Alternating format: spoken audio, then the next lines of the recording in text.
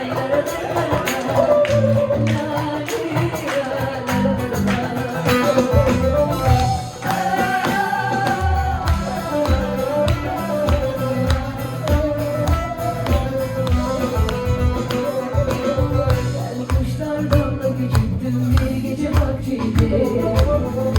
tuttu elimden beni.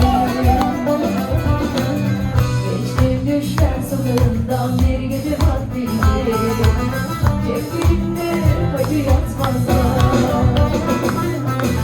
Ben kuşlardan da küçüktüm bir gece vaktinde. Aşk tuttu elimden beni. Geçtim düşler sokağından bir gece vaktinde. Acı yatmazlar. Yağmur yağsa, uykum kaçsa,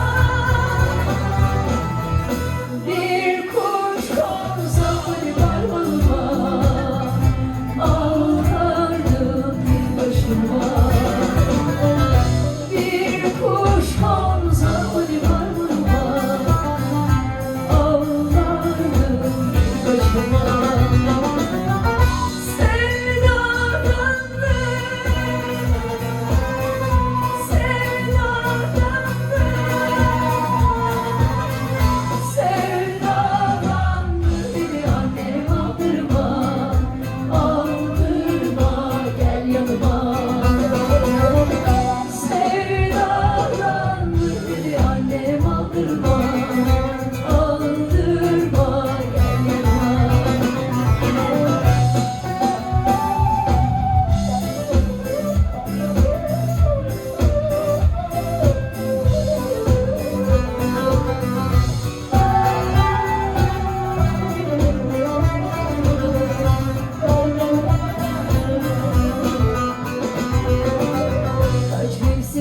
pazarında geçti yapanlarda. Düz saltım baldan kuşlara. Aklım kaçıverdi yerinden bir gece vaktiydi. Sevdiğim başka, sevdiğim başka.